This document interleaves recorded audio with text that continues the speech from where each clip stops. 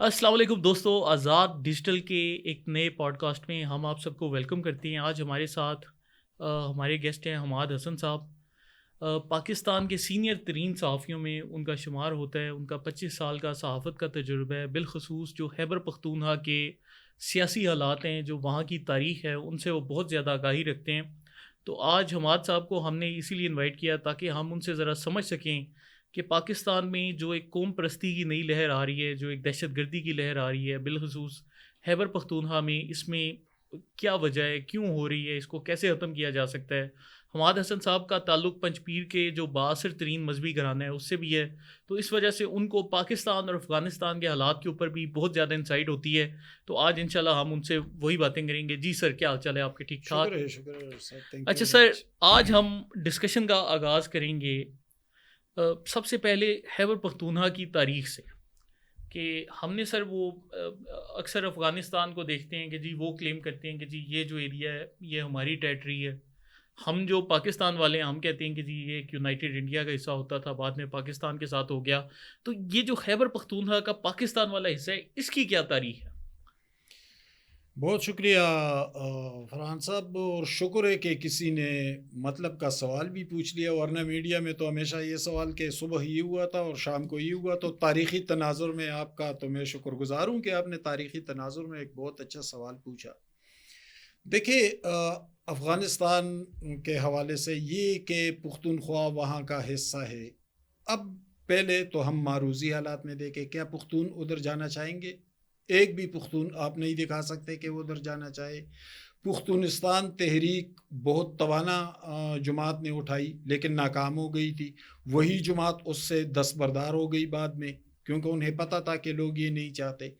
ایک اور بات، جغرافیائی حقیقتیں بدلتی رہتی ہیں، یعنی ایک زمانے میں یہ خراسان ہوا کرتا تھا افغانستان، اور یہ سکندر اعظم 2500 سال پہلے آیا تھا، تو جہلم تک یہ ایک ہی بیلٹ تھا سارا۔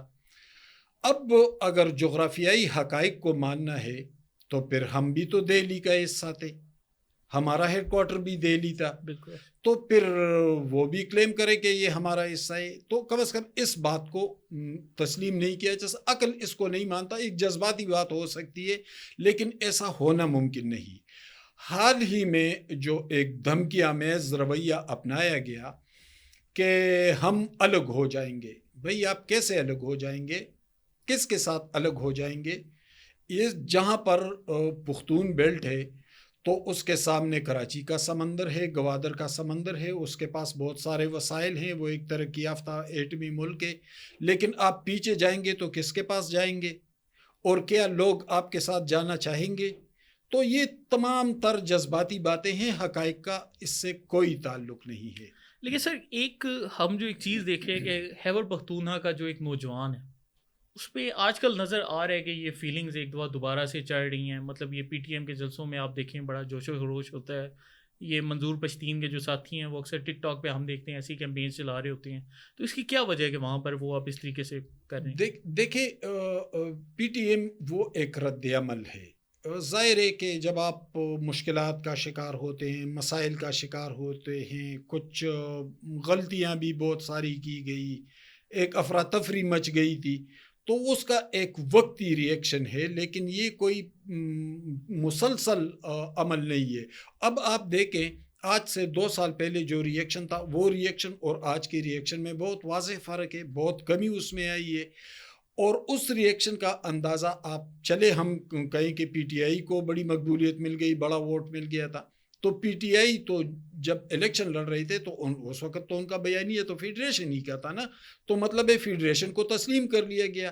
تو ایک وقتی ابھار اور ری ایکشن تو یقیناً تھا اور کسی حد تک اب بھی ہے، لیکن عملی طور پر اور حقائق کی دنیا سے اس کا کوئی تعلق نہیں ہے۔ جو سر یہ اگر ہم پی ٹی ایم کی بات کر رہے ہیں تو ذرا تھوڑا سا ایکسپلین کر دیں کہ خیبر پختونخوا میں یہ جو دہشت گردی کی لہر ہے یہ کیسے آئی، اور یہ مطلب بالخصوص جو ہماری ایک پختون نوجوان ہے ان کے ساتھ ایسوسیٹ کی جاتی ہے کہ جی یہ جو ان سے جا کر دہشت گردی کرتے ہیں، کوئی تحریک طالبان میں چلا جاتا ہے، کوئی باقی دہشت گردی کارروائیوں میں ہوتا ہے، تو یہ کیوں، اس کی کور وجہ کیا تھی، یہ باقی صوبوں سے کیوں اس طرح سے نہیں انڈکشن ہوتی؟ بہت اچھا سوال ہے۔ دیکھیں ڈاکٹر صاحب، ایک ایک قوم کے نفسیات اور تاریخ ہوتے ہیں اور ایک معروضی حالات ہوتے ہیں جو آج مطلب آج کیا ہو رہا ہے.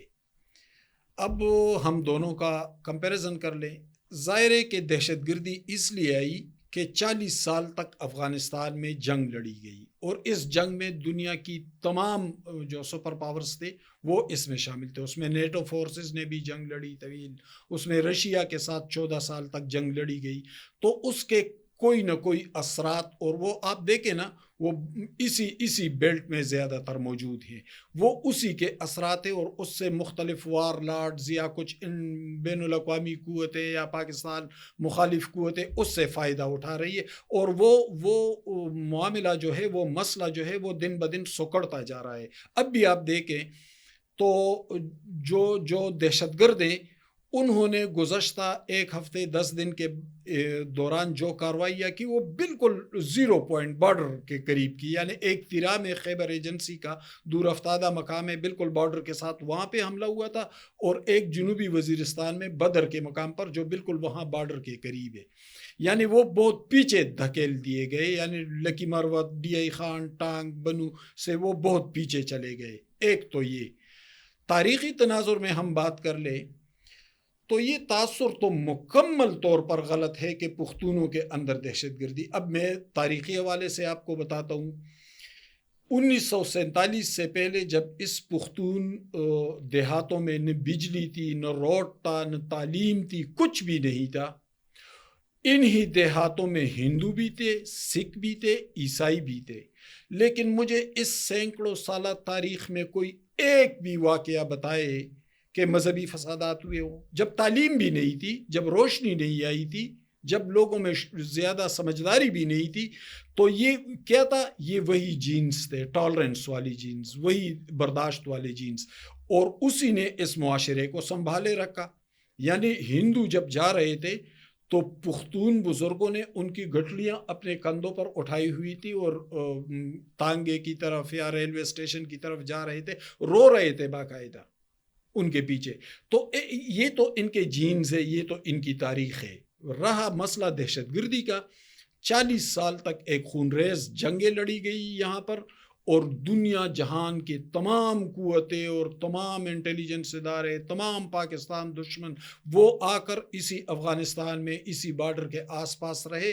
اس سے ایک گن نے جنم لیا, لیکن وہ گن بہت تیزی کے ساتھ, بہت سرعت کے ساتھ فنا ہوتا جا رہا ہے, کیونکہ اس کو نہ معاشرہ قبول کر رہا ہے, نہ اس کو یہاں کی تاریخ قبول کر رہی ہے, نہ اس کو ریاست پاکستان قبول کر رہا ہے, اور نہ اس کو یہاں کے لوگ قبول کر رہے ہیں. ایسا یہ جو افغانستان کا ایریا ہے اس کی اسٹریٹجک امپورٹنس کیا ہے کہ کبھی رشیا آ رہا ہے, کبھی امریکہ آ رہا ہے, ان کا مین فوکس کیا ہوتا ہے افغانستان میں آنے کا؟ کیا وہ پاکستان کے لیے آتے ہیں یا انہوں نے چائنا کے لیے آنا ہوتا ہے؟ دیکھیں رشیا تو جب آیا تھا تو وہ تو ان کا 100 سالہ خواب تھا گرم پانی تک رسائی. لیکن پھر جب یہاں پر جنگ ہوتی رہی, پھر یہاں پر بین الاقوامی قوتوں کی نظریں پڑی, تو یہاں جو معدنیات تھے, جو ذخائر تھے, تو گو کہ وہ چٹیل پہاڑ ہیں زیادہ تر, سمندر بھی اس ملک کا نہیں ہے اپنا, ریلوے نظام بھی نہیں ہے, لیکن اس زمین کو قدرت نے بہت سے تحائف سے نوازا ہے. تو اس کے پہاڑوں میں, اس کی زمین میں, اس پورے بیلٹ میں, بلکہ ہمارے وزیرستان سے لے کر چترال تک اس بیلٹ میں انتہائی قیمتی ذخائر ہیں.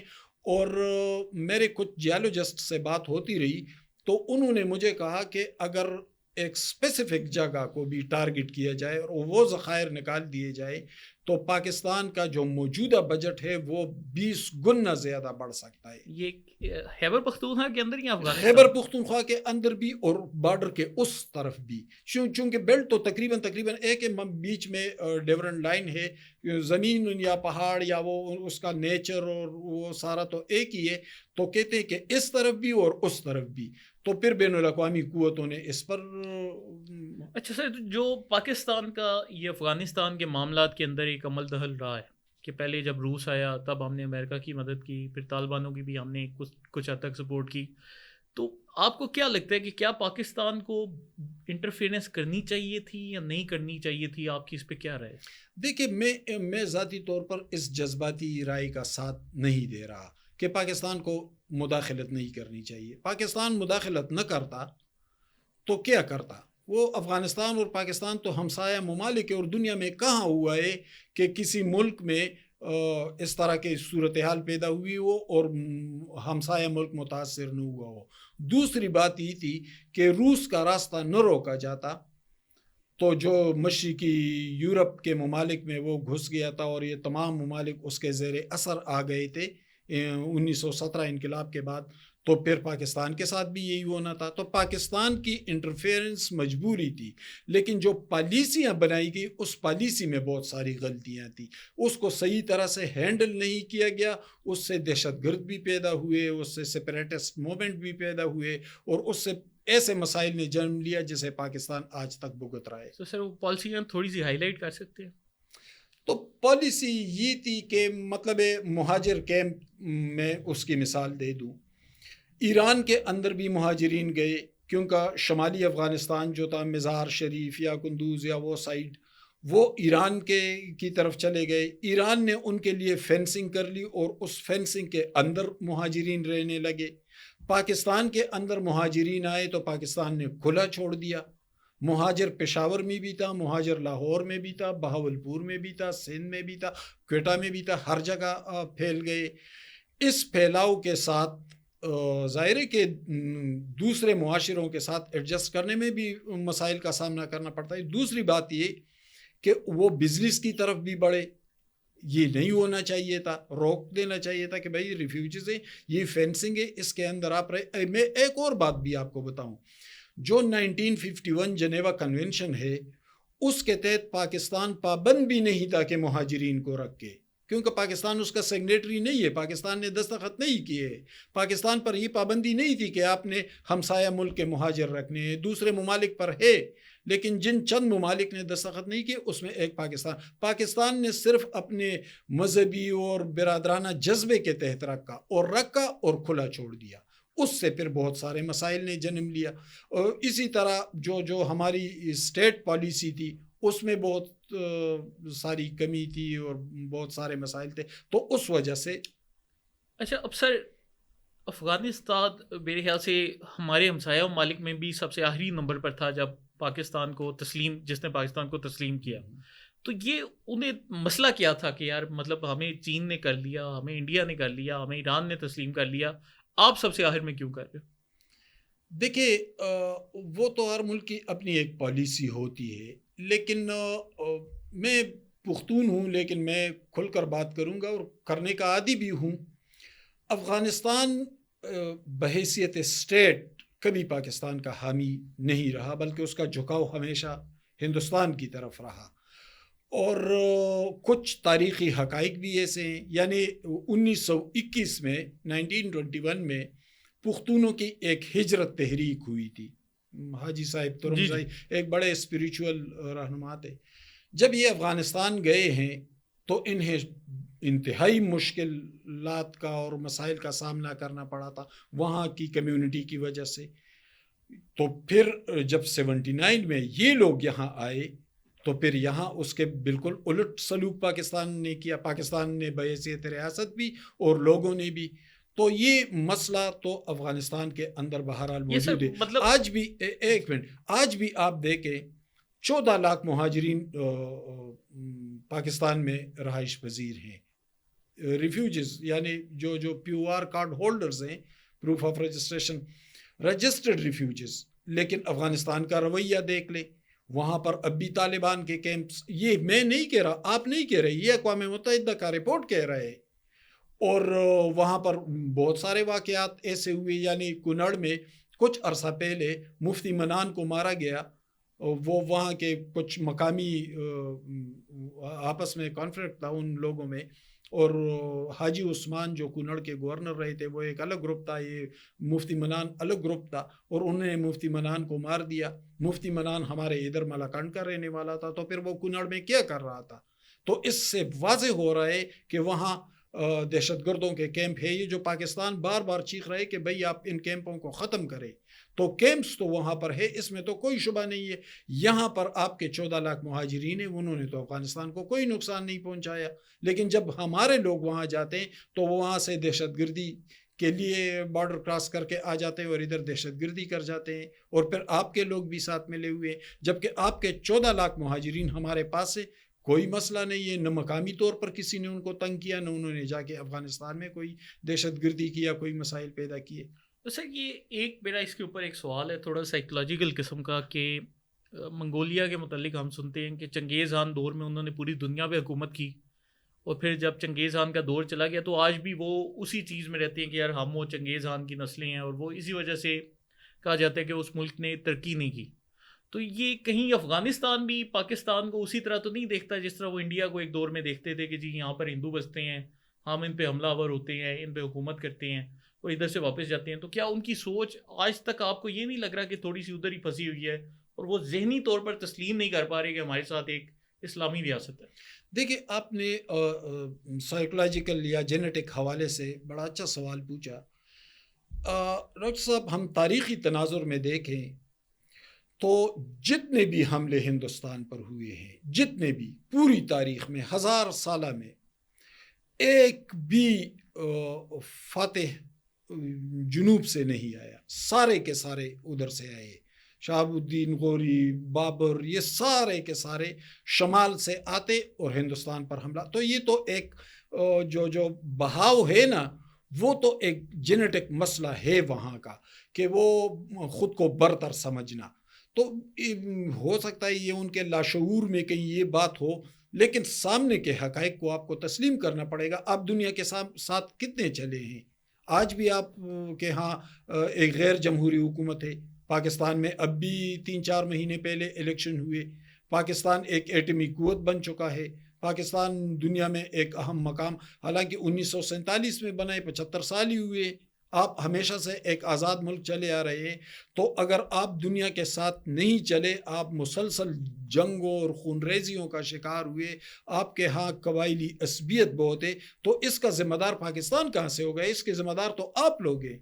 آپ اپنے گھر کو ٹھیک کر لیں، پاکستان پر کون سی ذمہ داری عائد ہوتی ہے؟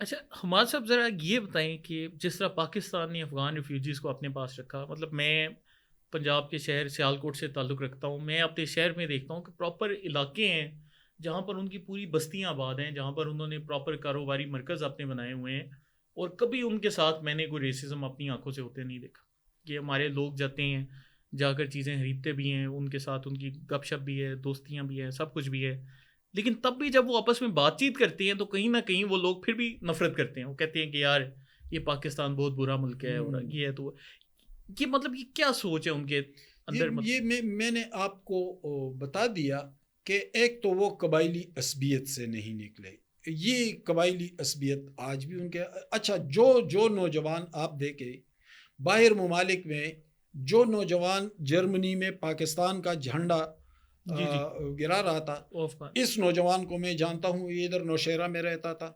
اچھا، نوشہرہ میں رہتا تھا؟ نوشہرہ میں رہتا تھا، اس کے والدین ادھر آئے ہوئے تھے۔ دیکھیے پھر آپ پہ الزام لگ رہا ہے نا ہمارے پختون بھائیوں نے کوئی اچھی مہمان نوازی نہیں کی، یہی مہمان نوازی اور کیا کریں؟ آج بھی میں آپ کو بتاتا ہوں، پشاور میں مہنگی ترین زمین ہے پاکستان میں، لیکن پشاور کے ارد گرد، یعنی پشاور کے کینٹ ایریا کے اندر ڈاکٹر صاحب، جہاں پر آرمی پبلک سکول تھا، تو آپ اندازہ لگا لیں وہ کتنا پوش ایریا ہوگا، کتنی قیمتی زمین ہوگی۔ وہ تہکال ایک گاؤں ہے، ان لوگوں کی زمین ہے، اور وہاں پر آج بھی کبابیان کیمپ قائم ہے اور مہاجرین اس میں رہتے ہیں، یعنی وہاں ایک انچ کی کیا قیمت ہے، لیکن اس کے باوجود بھی زمین ان کو دیے کہ ہاں بھائی اس پہ کیمپ رہے۔ پھر پشاور کے سراؤنڈنگ آپ دیکھ لیں، شمشتو کیمپ ہے، میرا کچوڑی کیمپ ہے، زندائے کیمپ ہے، خشکی کیمپ ہے، یہ پشاور کے سراؤنڈنگ میں بتا رہا ہوں، اور یہ زمین کروڑوں نہیں اربوں روپے کی ہے، لیکن پھر بھی ان کے لیے زمین چھوڑی ہوئی ہے کہ چلو یار مہاجر ہے، اس زمین پر رہے، تو اور کیا کرے پاکستان؟ اچھا سر، اب میں تھوڑا سا نا ایک تاریخ کو مختصر کر کے بیان کرتا ہوں کہ 1947 میں پاکستان بنتا ہے، پاکستان کو سب سے آخر میں افغانستان تسلیم کرتا ہے، پھر اس کے بعد 1950 میں ہماری جو ان سے بات چیت ہوتی ہے اس میں وہ کہتے ہیں کہ جی ہم پاک افغان بارڈر کو ایکسیپٹ نہیں کرتے، پھر 1960 میں بھی ان کے ساتھ اس کے اوپر ہلکی پھلکی ہماری کشیدگی چلتی رہتی ہے، پھر روس آتا ہے تو کہا جاتا ہے کہ روس کے آنے سے کچھ عرصے پہلے تک افغانستان باقاعدہ پاکستان کے اندر پراکسی وارز کرتا تھا اور یہ کمیونسٹ انقلاب لانے کی کوشش کر رہے تھے، پھر روس کے آنے کے بعد پاکستان نے اپنا حصہ ڈالا امریکہ کے ساتھ مل کر، وہاں سے ان کو ختم کیا. پھر وہاں پر سول وار سٹارٹ ہوئی تو ہم نے طالبان کو کچھ نہ کچھ حد تک سپورٹ کیا تاکہ وہ اقتدار سنبھال لیں. اب سر ہم آ گئے 2001 میں جب یہ وار آن ٹیرر سٹارٹ ہوئی. آپ کو کیا لگتا ہے کہ پاکستان کے جو وار آن ٹیرر میں اقدامات تھے کیا وہ ہمارے نیشنل انٹرسٹ میں تھے یا نہیں تھے؟ وہ جو عمران خان کہتے ہیں کہ ہماری جنگ نہیں تھی، یہ پرائی جنگ تھی، تو کیا ہمیں اس میں جمپ کرنا چاہیے تھا یا امریکہ کے آگے ڈٹ جانا چاہیے تھا؟ ہمارا کیا لاہ عمل ہونا چاہیے تھا؟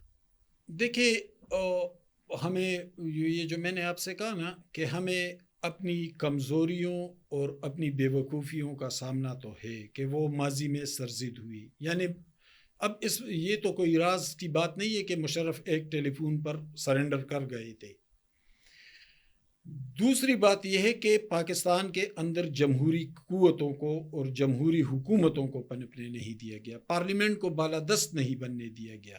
جب یہ فیصلے پارلیمان کے ہاتھ میں آئیں گے تو پھر پارلیمان بہت سوچ بچار کے بعد قومی انٹرسٹ کو دیکھتے ہوئے، ملکی مفادات کو، ریاستی مفادات کو دیکھتے ہوئے فیصلے کرتی ہے. بدقسمتی سے ہمارے ایسے فیصلے ان پیریڈز میں ہوئے جو جمہوری پیریڈز نہیں تھے. یعنی افغانستان جنگ کا فیصلہ ضیاء رجیم میں ہوا اور پھر اس میں ہماری انٹیلیجنس ایجنسیاں اور ہمارے بہت سارے ادارے بھی اس میں انوالو ہوئے، ریاست پاکستان بھی انوالو ہوتی گئی. تو پھر اس ڈکٹیٹر سے کون پوچھتا کہ بھئی یہ کام نہیں کرنا چاہیے، ایسا کرنا چاہیے، ایسا کرنا چاہیے. پھر جب وار آن ٹیرر میں ہم کودتے ہیں تو نواز شریف جلا وطن ہے، بے نظیر بھٹو جلا وطن ہے، سیاسی میدان خالی ہے. اور میدان میں کون ہے؟ میدان میں ایک ڈکٹیٹر پرویز مشرف بیٹھا ہوا ہے. تو پرویز مشرف نے تو سرنڈر کرنا ہی تھا، اس نے تو اپنے لیے سپورٹ ڈھونڈنی تھی تاکہ اس کے اقتدار کو طوالت ملے، اور وہ طوالت اس کو مل گئی تھی. 10 سال تک وہ بلا شرکت غیر مالک رہے اس ملک کے. تو انہی ذاتی اس ملک میں مسئلہ یہ ہوا تھا کہ اپنے ذاتی مفادات کے لیے پوری ریاست کو داؤ پر لگا لیا تھا. یہ جو آج ہو رہا ہے نا، میں ابھی کی بات کر رہا ہوں، تو وہ بھی یہی مسئلہ ہے کہ اپنے ذاتی مفادات کے لیے پوری ملک، پوری جمہوریت، پوری تہذیب، پوری عدالتی نظام، پوری معیشت کو تباہ و برباد کر کے رکھ دیا گیا. لیکن ایک بات قابل اطمینان ہے کہ اب ان معاملات کا احتساب شروع ہو گیا ہے. تو آپ کو لگتا ہے کہ اب آئندہ چیزیں بہتر ہو جائیں گی؟ جہاں تک میرے معلومات ہیں تو جو ہائیبریڈ رجیم 2010 کے بعد شروع ہوا تھا، تو اس ہائیبریڈ رجیم کو مکمل طور پر ڈسون کیا جائے گا. اور یہ صرف لفظی سطح پر نہیں، بلکہ اس ہائیبریڈ رجیم کے تمام سیاست، اس کے تمام کردار، اس کے عسکری، اس کے سول، اس کے سیاسی تمام کرداروں کو ڈسون کیا جائے گا. وہ ریاست پاکستان کا حصہ تب بنیں گے جب وہ احتساب کا سامنا کریں گے اور ان سے پوچھا جائے گا. تمام تر جو کچھ کیا گیا ہے وہ تمام معلومات اکٹھے کیے گئے ہیں، ان کے سامنے رکھے جائیں گے اور ان سے پوچھا جائے گا کہ یہ آپ نے کیا. اگر انہوں نے قابل اطمینان جواب دیا تو ٹھیک ہے، نہیں دیا تو وہ آپ کو نہ سیاسی منظرنامے پر دکھائی دیں گے، نہ وہ آپ کو کسی اور منظرنامے پر دکھائی دیں گے. پانی کا گلاس ٹھیک ہے سر. اب تھوڑا سا ہمیں یہ بتائیں کہ مختلف ممالک میں ہم نے دیکھا ہے کہ ہمارے پاکستانی یا انڈینز جب جاتے ہیں برطانیہ میں، امریکہ میں، تو ان کی ایک نسل جاتی ہے، دوسری نسل جاتی ہے، تیسری نسل کہیں نہ کہیں جا کر دوسری یا تیسری نسل پہ وہ وہاں کے مقامی معاشرے کے ساتھ باقاعدہ انٹیگریٹ ہو جاتے ہیں. تو یہاں پر جو افغان ریفیوجیز آ رہے ہیں، یہ تو میرے خیال سے 1960 کی دہائی سے آنا سٹارٹ ہو گئے تھے. تو اب ان کی تیسری سے چوتھی نسل چل رہی ہے، لیکن ابھی تک بھی وہ پاکستانی معاشرے میں انٹیگریٹ نہیں ہو پائے. اس میں کیا قصور ہمارا ہے یا ان کا ہے؟ آپ کو کیا لگتا ہے؟ ڈاکٹر صاحب، آپ کے سوالات کافی دلچسپ ہیں اور آپ تاریخ کے ساتھ ساتھ چلتے ہیں. میں تاریخ اور ادب کا طالب علم ہوں.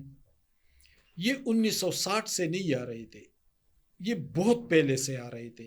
افغانستان کے اندر یہ جو میں نے ابھی آپ سے کہا نا کہ وہاں کا عوامی اور ریاستی ادارہ غیر ذمہ دار تھا. افغانستان کے اندر مذہب کے اثرات بہت ہیں اور وہاں ہر دوسرے آدمی کی یہ خواہش ہوتی تھی کہ میرا بیٹا مولوی بنے، عالم دین بنے. لیکن اس شدید ترین خواہش کے باوجود آپ دیکھ لیں کہ انہوں نے کوئی بڑا علمی ادارہ کھڑا نہیں کیا تھا. علمی ادارے کہاں تھے؟ علمی ادارے یہاں پر تھے. پختونخوا ان کو نزدیک پڑتا تھا، وہ آتے تھے، حقانیہ میں آتے تھے، پنجپیر میں آتے تھے، مولانا مفتی محمود صاحب کے ہاں آتے تھے. جو بڑے بڑے علمی مراکز تھے وہ ادھر ہی تھے. حالانکہ ان لوگوں نے بھی پڑھا اور انہوں نے بڑے بڑے علمی مراکز قائم کیے. افغانستان اپنے علمی مراکز تک کھڑا نہیں کر سکا اور وہ علم کے حصول کے لیے یہاں آتے رہے. یہ 100-150 سال سے یہ سلسلہ چلتا رہا. ایک اور معاملہ بھی تھا. افغانستان کے اندر تو کچھ تھا نہیں. یہ لوگ وہاں سے آ کر ادھر ہمارے دیہاتوں میں آپ اس سے واقف ہوں گے، قالین بیچتے تھے، کپڑا بیچتے تھے. یہ تو اس معاشرے کے ساتھ یہ بڑے فیملیئر تھے بہت پہلے سے.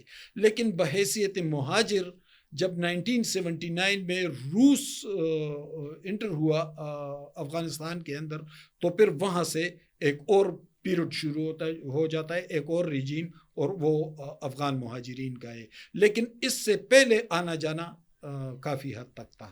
سر اب ہم ذرا ایک موجودہ سیاسی صورتحال کے اوپر آ جاتے ہیں کہ پاکستان میں افغانستان سے طالبہ آئے. ہم نے کہا جاتا ہے کہ ان کو پتہ بھی تھی، ہم نے ان کو جنگ میں مدد بھی دی کچھ حد تک جو ہمارے بس میں ہو سکتا تھا. امریکہ بھی الزام لگاتا ہے کہ پاکستان نے ایک ڈبل گیم بھی کھیلی. لیکن اس پورے کام کے دوران ہم نے دیکھا کہ وہ لوگ جن کو ہم اپنی طرف سے سپورٹ کر رہے تھے انہوں نے آ کے خیبر پختونخوا میں مختلف علاقوں پر قبضے کرنے شروع کر دی. جیسے پہلے وہ فاٹا میں گئے، وہاں پر کہا جاتا ہے کہ انہوں نے مالک کا پورا سسٹم ختم کیا، ان کو مروا دیا. پھر اس کے بعد وہ سوات اور مالاکنڈ تک آ گئے. پھر ہم نے ان کے خلاف فوجی آپریشن بھی کیے. لیکن یہ سب کچھ کرنے کے باوجود بھی ابھی تک ان کے اثرات اس طریقے سے ختم نہیں ہو پا رہی. اس کی سر کیا وجہ؟ یعنی افغانیوں کے اثرات ختم نہیں ہو پا رہے؟ جی، جو مطلب وہ افغان طالبان یا پاکستان کی جو تحریک طالبان ہے اس کو ہم ختم نہیں کر پائے اتنے آپریشنز کے باوجود. یہ اکثر سوال آتے ہیں. دیکھیں افغانستان تو بنیادی طور پر ہمیں اس بات کو ماننا چاہیے کہ وہ تو ایک طرح سے ٹریننگ کیمپ بن گیا تھا نا. 40 سال تک وہاں جنگ لڑی جاتی رہی، وہاں وار لارڈس کے بہت سارے مفادات تھے، بین الاقوامی قوتیں وہاں مداخلت کرتی رہی. حتیٰ کہ یعنی امریکہ اور روس کو تو چھوڑے، جس اسٹیٹ میں احمد شاہ مسعود کے رسوخ تھے پنجشیر میں، تو احمد شاہ مسعود امریکہ یا روس کی بجائے وہ فرانس کے بہت نزدیک تھا اور فرانس کے ساتھ اس کے بڑے قریبی تعلقات تھے اور اس اسٹیٹ کو فرانس بہت انفلوئنس کرتا تھا. تو ایک افراتفری کا ماحول بھی تھا، ایک جنگ زدہ علاقہ بھی تھا. وہاں پر ہر کسی کو آزادی تھی. کوئی دہشت گرد کیمپ بناتا، کوئی طالب بنتا، کوئی وار لارڈ بنتا، جو بھی بنتا.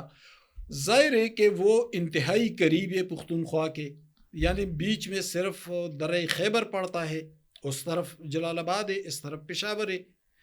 تو اس کے اثرات ہر حوالے سے آنے تھے اور وہ اثرات آئے بدقسمتی سے. ایک اور موقع یہ ملا کہ وہاں سے ریفیوجز کے 2 بڑے فلڈز آئے تھے. ایک 79 میں آیا تھا، پھر 2001 میں جب امریکہ نے حملہ کیا افغانستان پہ تو اس کے بعد دوبارہ ایک اور فلڈ ریفیوجز کا انٹر ہوا پاکستان میں.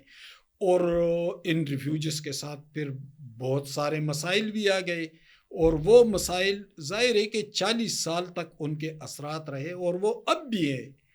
میں پختون ہوں لیکن میں کہتا ہوں کہ ریفیوجز کیمپ اب ختم ہونے چاہیے. لیکن پتہ نہیں کہ پاکستان اس حوالے سے کیا سوچ رہا ہے بحیثیت اسٹیٹ. وہ تو ہم پہ الزام لگتا ہے کہ جی ہم ڈالر لیتے ہیں اس لیے ہم ان کو رکھتے ہیں. بھائی ڈالر اب تو ان کو کوئی ملتا نہیں ہے، اب تو کوئی بین الاقوامی مدد مل نہیں رہی ہے. اب تو افغانستان کے اندر کوئی بیرونی قوت موجود نہیں ہے. اب تو وہ اسٹیٹس وائز تو وہ ریفیوجز ہے بھی نہیں، اور اگر وہ ریفیوجز ہے بھی تو پاکستان کے اندر تو کسی ریفیوجز کے لیے پاکستان تو سگنیٹری نہیں ہے، میں نے تو پہلے آپ کو بتایا. لیکن اب پاکستان کو جو میں اس ڈائنامکس کو سمجھتا ہوں اس حوالے سے سختی کر دینی چاہیے. بس ٹھیک ہے بھائی، افغان ریفیوجز اگر آپ نے نان پی او آر کارڈ ہولڈرز بھیج دیے تھے تو جو پیو آر کارڈ ہولڈر ہیں، جو رجسٹرڈ ریفیوجیز ہیں، تو پھر ان کو بھی آہستہ آہستہ اپنے ملک بھیج دیں، یہ جانیں ان کا ملک جانیں. یہاں مسائل پیدا ہو رہے ہیں. اب ہمیں کیا پتہ ہوتا ہے کہ فلاں کیمپ میں 10,000 مہاجرین رہتے ہیں، ان میں سے ایک مہاجر کے کنیکشنز کیا ہے، وہ کیا کر رہا ہے. ظاہر ہے اس کے پاس نہ پاکستانی شناختی کارڈ ہے، نہ کوئی اور حوالہ ہے. تو ان لوگوں کو جب تک افغانستان نہیں بھیجا جائے گا، بارڈر کو مکمل طور پر سیل نہیں کیا جائے گا، اس پر سختی نہیں کی جائے گی، تو تب تک ان مسائل سے ہم مکمل طور پر نہیں نکل سکیں گے. مسائل سے نکلنے کے لیے بڑے سٹیپس لینے پڑیں گے. سر یہ جو جنرل باجوہ کا دور تھا، اس میں ہم نے سنا کہ بارڈر کے اوپر ایک وہ فینسنگ بھی کی جا رہی ہے اور باڑ بھی لگائی جائے گی، تو آپ کو لگتا ہے کہ اس کے کیا مثبت اثرات مرتب ہوئے ہیں اس پورے عمل کے؟ دیکھیں، یہ بارڈر چترال، بالکل اپر چترال سے شروع ہوتا ہے، یہ آگے جا کر چمن سپین بولدک تک، یہ صرف افغان بارڈر، یہ 2600 کلومیٹر ہے، دنیا کے طویل ترین بارڈرز میں سے ایک ہے. یہ بارڈر چند جگہوں کے علاوہ زیادہ تر ایسے علاقوں سے جو پہاڑی علاقے ہیں، جہاں کوئی جاتا نہیں ہے، پھر وہاں کے مقامی لوگ جو ہیں وہ ظاہر ہے وہاں کے ڈائنامکس کو، وہاں کی طرز زندگی کو بخوبی جانتے ہیں. پھر اس بارڈر کو جگہ جگہ اکھاڑا جاتا ہے، گرایا جاتا ہے، سرنگیں بنائی جاتی ہے. تو ظاہر ہے کہ یہ مسائل تو آئیں گے. مختصر بارڈر تو ہے نہیں، چند کلومیٹر کا ایک طویل بارڈر ہے. اس سے آگے 900 کلومیٹر بارڈر آپ کا ایران کے ساتھ ہے. تو یہ ظاہر ہے کہ تقریباً 3,500 کلومیٹر بارڈر ہے. تو بہت سے مسائل آئیں گے، لیکن مسائل کو بتدریج ختم کر دینا چاہیے، اور مسائل کے اختتام کے لیے افغان ریفیوجیز کے قیام کے حوالے سے ریاست پاکستان کو سنجیدگی سے سوچنا ہوگا. جیسے ایک CIA کے ایجنٹ ہیں کامران فریدی، مطلب وہ پاکستان سے ان کا تعلق تھا، پھر امریکہ میں CIA میں بھرتی ہو گئے. تو وہ اکثر آج کل اب وہ CIA چھوڑ چکے ہیں تو یوٹیوب کے اوپر ویڈیوز بناتے ہیں. تو انہوں نے تحریک طالبان کے اوپر ایک کمنٹ کیا. وہ کہتے ہیں کہ تحریک طالبان کو بیسیکلی جو پاکستان والے ہیں، ان کو تحریک طالبان افغانستان نے اس لیے کھڑا کیا تھا تاکہ پاکستان کے خلاف ایک ڈیفینسو قسم کا آفینس کریٹ ہو کہ پاکستان ان میں ہی الجھا رہے اور افغانستان کے معاملات میں مداخلت نہ کر سکے. تو آپ اس اسٹیٹمنٹ سے کس حد تک متفق؟ یقیناً کچھ ایسے، یہ صرف افغانستان نہیں کر سکتا تھا، افغانستان کی اتنی کیپیسٹی نہیں ہے، لیکن نیٹو فورسز وہاں پر موجود تھے. 2001 کے بعد وہ آ گئے تھے، اور 2001 کے بعد یہ دہشت گردی کا مسئلہ بھی کھڑا ہوا. تو ظاہر ہے کہ وہ پاکستانی فوج سے، پاکستانی ریاست سے، پاکستان کے جغرافیائی اہمیت سے، اس سے تو وہ لوگ خوفزدہ ہیں. تو اس کو الجھانے کے لیے یہ قوت کھڑی کی گئی، اور پھر ان کے اپنے اپنے انٹرسٹ بھی بنائے گئے. یعنی آج بھی آپ دیکھیں، طالبان پہلے مذہب کا لبادہ اوڑے ہوئے تھے. کل مجھے کسی نے کوئی ویڈیو بھجوائی، تو ایک طالب کو گرفتار کر لیا گیا ہے، تو اس سے پوچھتے ہیں کہ پہلا کلمہ سنائے، تو اس کو نہیں آتا، اور انہوں نے مذہب کا لبادہ اوڑھ رکھا تھا. یہ ظاہر ایک پری پلانڈ منصوبہ تھا کہ مذہب کا لبادہ اوڑھ کر آپ کچھ بھی کر سکتے ہیں. سر آپ کا تو تعلق بھی ماشاءاللہ سے پنجپیر کے مذہبی گھرانے سے ہے، تو ہمیں سر ایک بات بتائیں کہ پاکستان تو کہا جاتا ہے کہ دنیا کی، بلکہ ہے ایکچول میں کہ دنیا کی واحد اسلامی نظریاتی ریاست ہے. ہمارے پاس قرارداد مقاصد موجود ہے جس میں اسلام کی پوری ہماری جو شریعت ہے اس کا ایک ڈھانچہ بھی ہمارے پاس موجود ہے، سب کچھ ہے. یہ سب کچھ ہوتے ہوئے بھی یہ لوگ پاکستان میں جو ایک شریعت کا مطالبہ کرتے ہیں یا جو ایک مذہبی مطالبات کرتے ہیں، تو ان کی شریعت میں اور جو ہمارا آلریڈی ایگزسٹنگ سسٹم ہے، ان دونوں میں فرق کیا ہے؟ وہ کون سی شریعت کا، مجھے تو یہ سمجھ نہیں آ رہی ہے. اس بیلٹ میں آپ دیکھیں تو اس میں تقریباً 85% لوگ دیوبندی طرز فکر کے ہیں. مدارس پہلے بھی تھے، آج بھی ہیں. لوگ مذہب کی طرف پہلے بھی مائل تھے، آج بھی ہیں. میں آپ کو اگر طالبان کی ہسٹری بتاؤں ڈاکٹر صاحب، آپ حیران رہ جائیں گے کہ کتنے لبرل لوگ ہوا کرتے ہیں، کتنے پیارے، کتنا رومانس تھا ان لوگوں کا. میرا ایک کالم چھپا تھا ایک انٹرنیشنل میڈیا میں، طالبان رومانویت سے دہشت تک، بہت مشہور ہوا تھا، ٹویٹر پہ بھی موجود ہے. اس میں نے بتایا تھا کہ طالبان جو تھے وہ آ کر مدرسوں میں ٹھہرتے تھے تو ایک مہمان کی حیثیت سے ان کی لک آفٹر کی جاتی تھی. وہ طالبان آپ حیران رہ جائیں گے کہ وہی طالبان چھٹی کی رات ایک باقاعدہ میوزک کا اہتمام کرتے تھے. اتن بولتے ہیں پشتوں میں, اور یہ اتن مدرسے میں ہوتا تھا. وہ اکٹھے ناچتے تھے. مدرسے سے ذرا سائڈ پہ ایک جگہ ہوتی تھی, اس میں باقاعدہ وہ ناچتے تھے, اتن کرتے تھے. اور یہ طالبان جو تھے یہ مختلف مزدوریوں سے وابستہ تھے. جب افیون کی کاشت ممنوع نہیں تھی تو وہ افیون کو کاٹنا اور انہیں اکٹھا کرنا وہ سارا, اسی سے ان کی مالی حیثیت بھی بڑی مستحکم ہوتی تھی. یعنی ان کو کچھ اسپیشلٹیز تھے ان کے, اور مقامی لوگ ان کو ہائر کرتے تھے اس کے لیے. پھر افغان جنگ کے دوران جو افغان جنگ شروع ہوا, اس طالب کو بندوق تھما دی گئی. اس طالب کو کی بندوق سے سرے سے شناسائی ہی نہیں تھی. اس کو تو پتہ بھی نہیں تھا کہ بندوق ہوتا کیا ہے. یہ تو دور افتادہ علاقوں سے, قندھار سے, کوہستان سے, کنڑ سے روانہ ہوتا تھا, ادھر مدرسے میں آتا تھا. مقامی گاؤں کے لوگ کہتے تھے کہ مہمان آئے, مسافر ہے, ان کے لیے صبح ایک گھر سے کھانا آتا تھا, دوسرے گھر سے آتا تھا. بہت عزت ہوتی تھی, تکریم ہوتی تھی. یہ لوگ گھل مل جاتے تھے ان کے ساتھ. پھر افغان جنگ کے دوران ان لوگوں کو اس طرف دھکیلا گیا. جنگ ختم ہوئی یا حالات بدل گئے, یہ واپس اپنے مدرسوں میں آئے, لیکن اس جگہ کو کچھ ایسے لوگوں کے ذریعے پر کیا گیا جنہیں دہشت گرد امپلائیز بنا دیا گیا اور ان کو نام طالبان کا دیا گیا. یہ طالبان تو ہے ہی نہیں, طالبان تو ایک اور چیز ہے. وہ کچھ اور لوگ لائے گئے اور ان کے جو مقاصد تھے وہ ان کے ذریعے پورے کیے گئے. اچھا سر, تھوڑا سا ہمیں یہ بتائیں کہ خیبر پختونخوا کے اوپر واپس آتے ہیں کہ جو ملک کا ایک پولیٹیکل حالات ہیں ان کے اوپر بھی آپ کی کافی گرپ ہے. تو ہم نے سنا تھا کہ خیبر پختونخوا میں ایک ہی پارٹی دوسری مرتبہ اقتدار میں نہیں آتی اور جو پختون ووٹر ہے وہ بڑا سوچ سمجھ کے ووٹ کرتا ہے.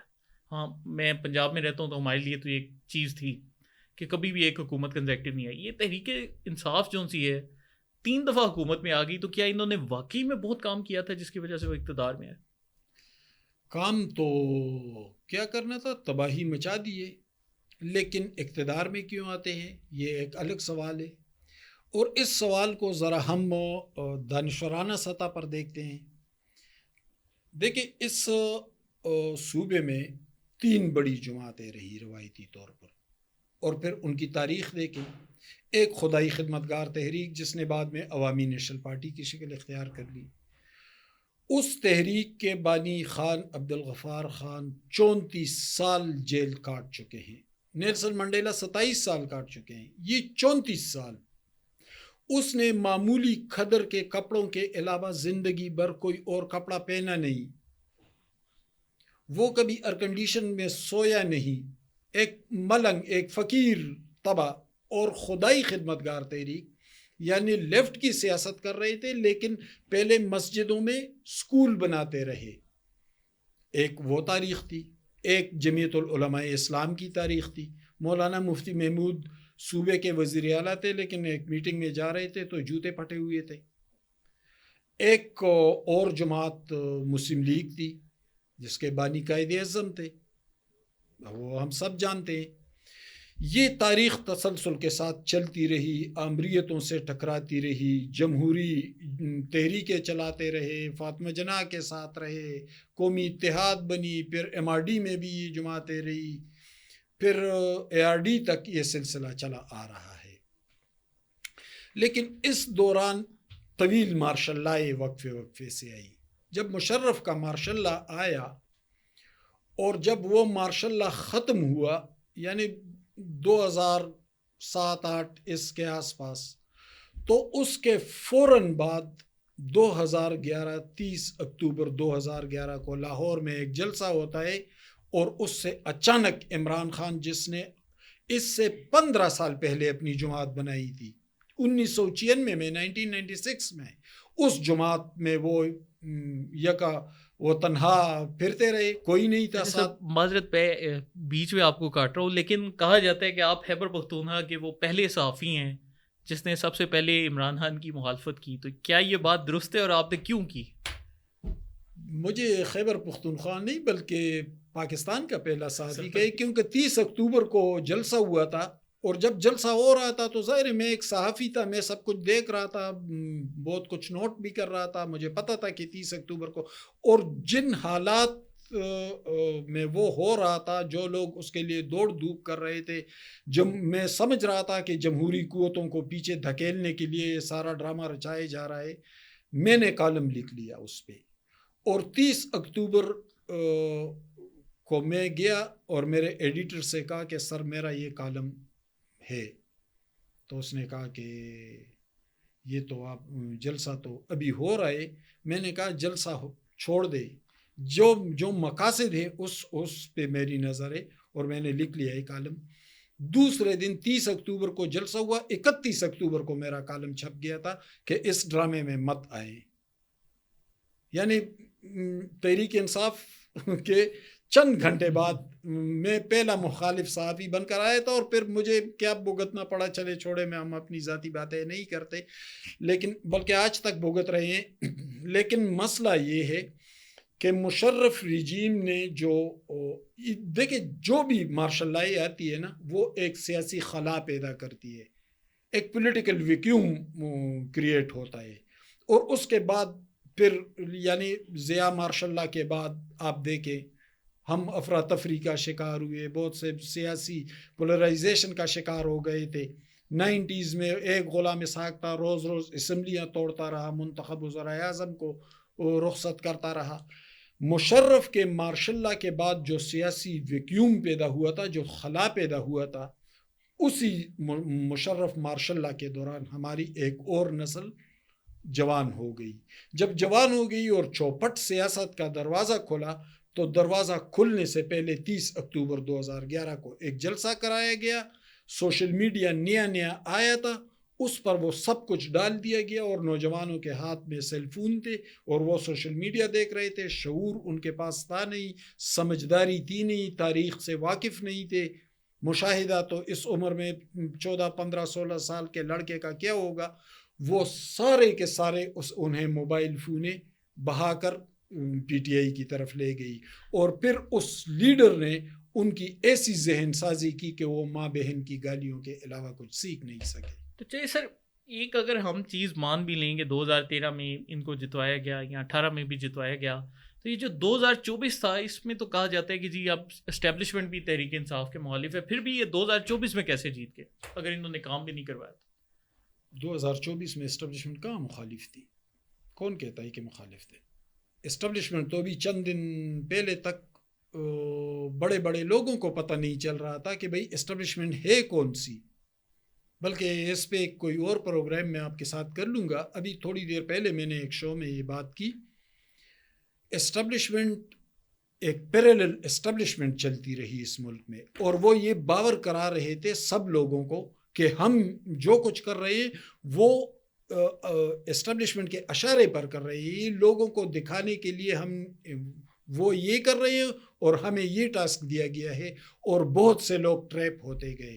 کمشنر پنڈی کتنا حساس عہدہ ہوتا ہے, وہ کیوں اچانک آ گیا تھا اور چیف جسٹس آف پاکستان کے خلاف حرزہ سرائی کی تھی, وہ بھی ٹریپ ہو گیا تھا. چودھری پرویز الہی کتنے جہاندیدہ سیاستدان تھے, اور چودھری شجاعت حسین نے مسلم لیگ کے ساتھ معاہدہ کر لیا تھا, لیکن اچانک چودھری پرویز الہی اڈیالہ چلے گئے, اور اس سے ان کا بڑا معزز خاندان تھا وہ بھی ٹوٹ گیا تھا, اور لوگ حیران تھے کہ کیا ہوا. وہ بھی اسی ٹریپ میں آ گئے کہ یہ تو مجھے اسٹیبلشمنٹ کا اشارہ ہے. اسٹیبلشمنٹ کو خبر ہی نہیں تھی. کوئی اور عام لوگ تھے, جسے فیض حمید میں کھل کر کہوں گا, جسے فیض حمید لیڈ کر رہے تھے, اور انہوں نے ایک پیریلل اسٹیبلشمنٹ کھڑی کر لی, اور لوگ اس ٹریپ میں آتے گئے کہ بھئی یہ تو پھر اس سے وہ سلسلہ پھر عدالتوں تک بھی گیا, صحافت تک بھی گیا, سیاست تک بھی گیا, کہاں کہاں تک سول بیوروکریسی تک پھیل گیا تھا. اور جب صورتحال واضح ہونے لگی تو اب لوگوں کو سمجھ آ رہا ہے کہ بیچ میں کیا ہوتا رہا. اچھا سر، یہ آخری سوال ابھی کریں گے آپ کے ساتھ. بڑے مزے کی ہماری ساری گفتگو ہوئی. آنے والے چند ماہ میں آپ کو پاکستان میں کیا ہوتا نظر آ رہا ہے؟ میں تو ویسے بھی ایک آپٹیمسٹک آدمی ہوں، لیکن چلو ہم حقائق پر بات کرتے ہیں دلیل کے ساتھ. اس وقت آپ کے وزیر اعظم کون ہیں؟ شہباز شریف. کارکردگی کے لحاظ سے 1947 سے لے کر 2024 تک بہترین کارکردگی کس وزیر اعلیٰ کی رہی؟ شہباز کی رہی. وہ آپ کے وزیر اعظم بیٹے ہیں. آپ کے چیف جسٹس کون ہیں؟ جسٹس فائزی صاحب، ثاقب نثار، عطا بندیال، جسٹس گلزار، جسٹس کوسا. ان کے ساتھ کمپیئر کریں، یعنی شخصیت کے حوالے سے بھی، کارکردگی کے حوالے سے بھی، ایمانداری کے حوالے سے بھی. ایک چیف جسٹس کی بیٹیاں زرق برق کپڑے پہن کر آ کر بیٹھ جاتی تھی اور جب تک وہ نہ آتی تو عمران خان کے حق میں فیصلہ تب تک سنایا نہیں جاتا تھا. گڈ ٹو سی یو بھی ایک چیف جسٹس نے کہا تھا. ساسو ماں کا سلسلہ بھی ایک چیف جسٹس کا آیا تھا. یہ چیف جسٹس کے آئے، اس پر الزام لگائے گئے راستے سے ہٹانے کے لیے، اور اس نے کاغذات کے پلندے اٹھائے اور جا کر صبح عدالتوں میں اپنی اہلیہ کے ساتھ کھڑے ہوتا اور وہ کہتے کہ آپ پر یہ الزام ہے. وہ فائل سے نکالتا کہ سر یہ دیکھیں یہ ہے. سپریم کورٹ کا معزز جج ہوتے ہوئے کٹہرے میں کھڑا تھا، اور انہی ججوں نے جو اس کے مخالف تھے ان کے پاس کوئی راستہ نہیں بچا تھا کہ اس کو بحال کرنا ہے اور اس کو بری کرنا ہے. کر دیا. کریڈیبلٹی ہے یا نہیں ہے؟ آپ کے آرمی چیف، میں تو جمہوری آدمی ہوں، میں تو ان باتوں میں نہیں پڑتا، لیکن چلو کر لیتے ہیں بات. آپ کے آرمی چیف ایک ٹکے کی کرپشن کوئی دکھائے، کوئی غلط کام دکھائے، کوئی غیر اصولی کام دکھائے، تو جب آپ کے 3 اہم ترین لوگ کریڈیبل لوگ ہیں تو پھر ہم نا امید کیوں ہوں؟ آپ کے بارے میں بلومبرگ سے لے کر IMF تک اچھے رپورٹس آ رہے ہیں کہ معیشت آہستہ آہستہ سانس لینے لگی ہے، وہ حالت نزا سے نکل رہی ہے، آپ کو دنیا ایکسیپٹ کرنے لگی ہے، دہشت گردوں کو بہت پیچھے دھکیل دیا گیا ہے، پولیٹیکل پولرائزیشن میں کمی آ رہی ہے، پارلیمنٹ مضبوط ہونے لگا ہے، عدلیہ کے اندر وہ جو مظاہر نقوی، وہ ثاقب نثار لیگیسی، وہ دم توڑ رہی ہے، دباؤ بڑھتا جا رہا ہے. پھر ہم کس چیز سے ڈاکٹر صاحب نا امید ہو؟ ملک انشاءاللہ آنے والے کچھ عرصے میں آپ دیکھیں گے کہ انشاءاللہ اس ملک میں بہت بہتری آئے گی. چلیے سر، بہت شکریہ. اور اس کے ساتھ ہی دوستوں آج کا ایپیسوڈ اینڈ کرتے ہیں. آپ سب سے ریکویسٹ ہے کہ اگر آپ کو ہماری ویڈیوز پسند آئیں تو ان کو لائک کرنا، سبسکرائب کرنا، شیئر کرنا مت بھولیں. حماد صاحب آپ کا سر بہت شکریہ. اور انشاءاللہ اسی طرح کسی دن نیکسٹ ایپیسوڈ میں ان ڈیپتھ PTM اور یہ جو باقی سارے ٹاپکس ہیں ان کو بھی کور کریں گے. Thank you.